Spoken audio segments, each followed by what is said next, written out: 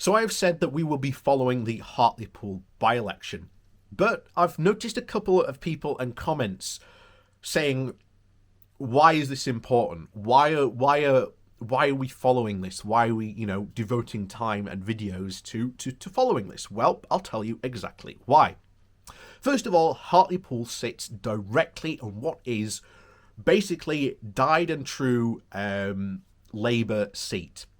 We've gone over it a couple of times before in both of the articles that we've covering the by-election and some of the other stuff we've gone through, that basically said, even in Hartlepool itself, it is almost a joke that everyone votes Labour. And I know that sentiment because it is the exact same sentiment in Barnsley as well. So I understand that frustration, but this will be a big test because of mainly Keir Starmer, because Starmer, I really do believe, and I'm pretty much sure my frustrations with Starmer are shared by pretty much the rest of the party at this point, that Starmer is taking Labour in the wrong direction. And there's really two ways this will go. Either A, this Labour loses the by-election and hopefully Starmer and the team learn from these mistakes and start to chart a different direction. The other bad thing that could happen is that Labour actually wins this and doesn't change direction. That is quite worrying for me, but obviously there's the technical third direction where they could just win it and then maybe they go, okay, well maybe we need to change direction. Like I say, the two options where Labour changes direction and starts to change tack will be good, because trust me, I can guarantee you this now, at the next Labour National Convention, there will be an almighty uproar over Keir Starmer. And will there be a late leadership challenge? I don't know. It's possible, but the question is then, who challenges Starmer? Who else is in the party that could actually challenge and really unite the party at this point is up for anyone's guess. And as I've said before, this is why it is important to be in the Labour Party, because the only way the left can get into power is with the Labour Party. Don't even bother thinking of we'll go a third party and maybe we can push Labour more to the left. No, that ain't going to happen. Like I say, our current system, being first past the post, pretty much rules out any third party coming in to, make any substantial difference. So, like I said, today we're going to go do more cover the by-election and go over what was recently reported here in The Independent, a recent poll on Keir Starmer as well. So, as always, please remember to hit that like and share button, and of course down below there is a link to my Patreon page as well as a one-off donation link called Buy Me Coffee, where you can buy me coffee, and thank you to all those people that do support me that way. And now on with the article. So, like I say, this comes from The Independent and the title is A Struggle to Hold. Labour's fears of losing Hartlepool grow as totemic Red Wall election heats up. So, it is a northeast town that historically is about as red as the Red Wall gets. Hartlepool has never voted for anything other than a Labour MP in almost half a century since its own constituency was created in 1974. When the Independent visited in the run-up to the 2019 general election, one woman captured the mood very clearly. "I could never go Tory," Dorothy Scott said. A retired sewing machinist told the publication. "My father would turn in his grave. And yet, after Mike Hill suddenly quit the seat this week, paving the way for a May by-election, this Teesside Valley port town of over 92,000 people suddenly looks like the shakiest grounds for Sir Keir Starmer. The talk here is of the once unthinkable, that Hartlepool might be the latest Labour brick to go blue. And, make no mistake, if it did so, the repercussions would reverberate around Westminster and may offer a glimpse of how future general elections could play out. So as you can see, this by-election is really, really important. So, a Tory victory, analysts reckon, would add to the questions already being asked about Sir Keir's approval in these once-time party heartlands, while simultaneously suggesting that Boris Johnson has retained his ability to attract voters in seats that were once Tory no-go areas, despite what many view as a bungled handling of the pandemic. A Conservative win would be massive, says Professor Matthew Flanders, Director of the University of Sheffield's Sir Bernard Crick Centre for the Public Understanding of Politics. It would be a defining moment because it would show that even in spite of COVID and the rather shaky opening to Boris's tenure as Prime Minister, he is still managing to knock those red dominoes down, even though he's not really had time to actually invest in the levelling up agenda. If at all, let's add that. If Boris is even going to bother investing in the levelling up agenda, because quite frankly, the money posited here is just all for show. So anyway, it continues. And the flip side of that is for Sir Keir is the ability, there are already concerns about his ability to connect with the public at an emotional level, especially so in the northeast areas. Losing Hartlepool would absolutely amplify those concerns. The problem, however, is the numbers don't look good right now for Labour, which has already announced former Stockton South MP Paul Williams as its candidate.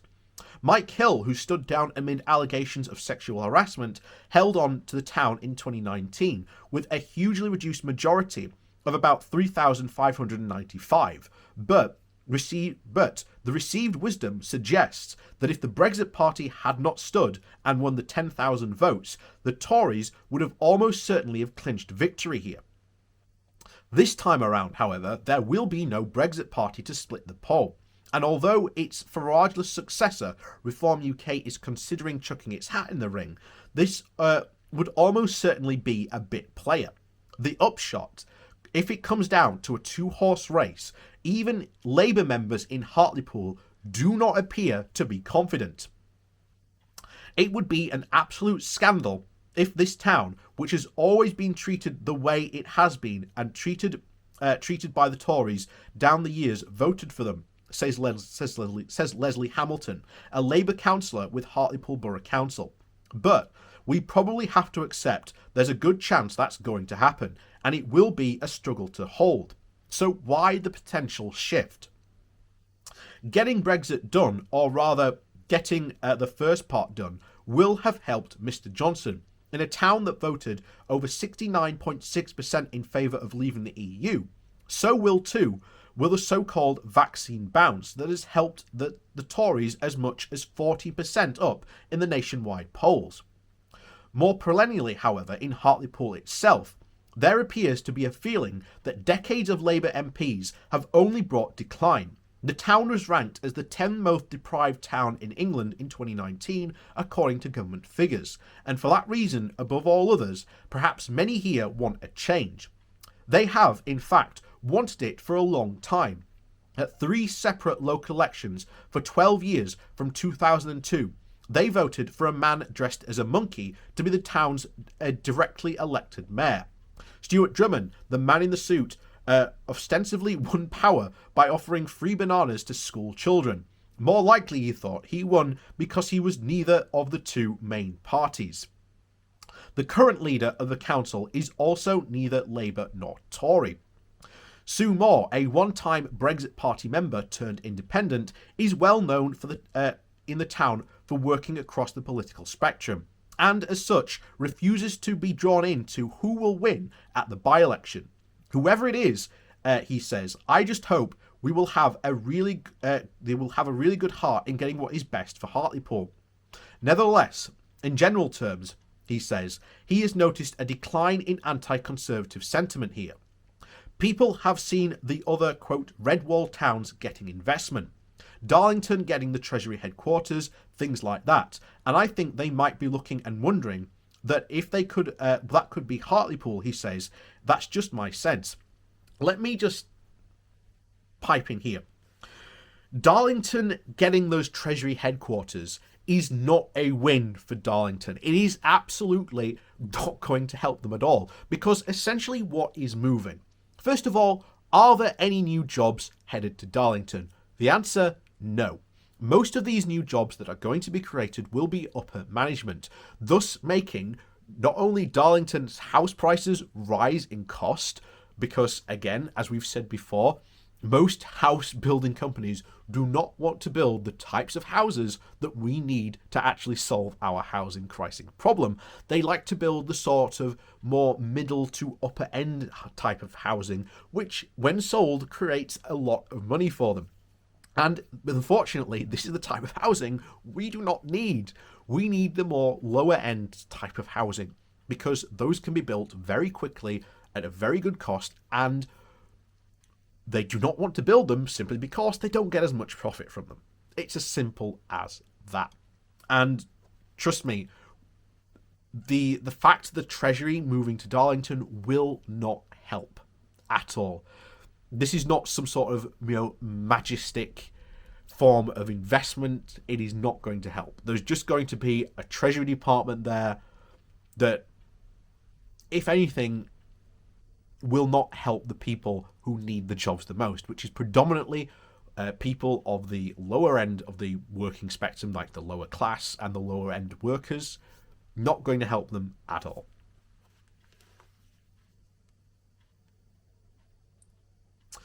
So, significantly, however, the directly elected mayor of the wider Tees Valley, Ben Hutchison, appears to be a popular figure here for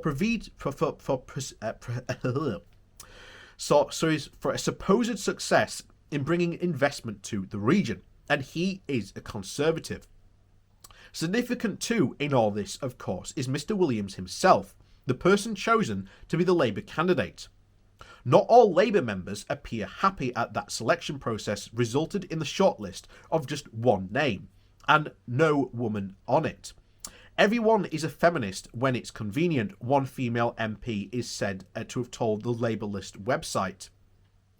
There is also concerns about how well Mr. Williams is suited to the town, not because he is, quote, an arch Remainer and was also a vocal advocate for a second referendum. Parachuting someone in like that is about the best thing they could do for the Tories, Mike Young, leader of the Conservatives on the Borough Council, said. This is 110% who would have been. This is 100% Chent who we would have chosen to be against, and of his party's own selection. For now, the powder keg is being kept dry. We've been the best chance to win Hartlepool in more than 50 years, so it's absolutely essential we get the right candidate. Mr. Young, who is not involved in the selection process, says. It is going to be so tight, and having the right person could swing it one way or the other. There is also, however, one potential curveball to consider in all this too: the Northern Independence Party, the group which calls for a full-blown secession from London and the South. They only formed last year and has announced that it will be standing as a candidate. By rights, such a party shouldn't stand much of a chance. It is yet to be even define what the North actually is, but in a town with a history of giving political establishment a bloody nose, Exhibit 1 being the monkey, anything could really happen, reckons party leader Philip Proudfoot. We could be genuinely transformative, he says. All that the other parties are offering is misery. We are offering hope. He himself, for what it's worth, lives in Brighton. Either way, the party's very own presence could add drama to this knife-edge fight, reckons Matt Flinders, back at the Centre for the Public Understanding of Politics. More importantly, no one, he says, should underestimate the importance of this seat. I would say winning here would quite point the way for a Tory general election win, because Boris is Boris and he could easily put a bomb under his own chances at any time, he says. But if the Tories do win, it could be a massive confidence boost for those other new MPs in, quote, red wall constituencies. It will show that 2019 was not a one-off and that things may have changed permanently. So, as you can see, this is why this one by-election is so worth keeping an eye on and being somewhat invested in. Because, like I say, win or lose, this could have huge ramifications for Labour, the Conservatives, you name it. Now, here's the thing. I will say this very openly now. Voting for Conservatives in like these towns in the north is not going to help improve your town. Sure, maybe for like the next decade or so, depending on, if they win at the next general election, they might appear to be, benefiting the town in some way, but sooner or later, that is not going to stick around for long, because again, what they fear most is the fact that many of their councils are Labour run, and those councils have huge supporting bodies, especially at the grassroots, which currently we haven't seen the effect of what potentially those will have. This is another reason why this by-election is so important. And the worrying thing about, again, the Northern Independence Party is that it will pull votes away from Labour, potentially, essentially allowing the Tories to win in what is a really essential by-election. And unfortunately, we have seen on multiple times the Tories promise things, not deliver on those promises, and yet people will still keep voting for them. And that's the worrying thing. But how long that will last, we don't know. And that's why, once again, this by-election is so important, because there's so many factors going on in this thing that it will be almost an indicator for the next general election. So that's why it is so important. So, as always, thank you for watching. Please do remember to hit that like and share button on your way out. And of course, down below, there are links to my Patreon page and a one-off donation link. And as always, thanks for so much for watching, and we'll see you all next time.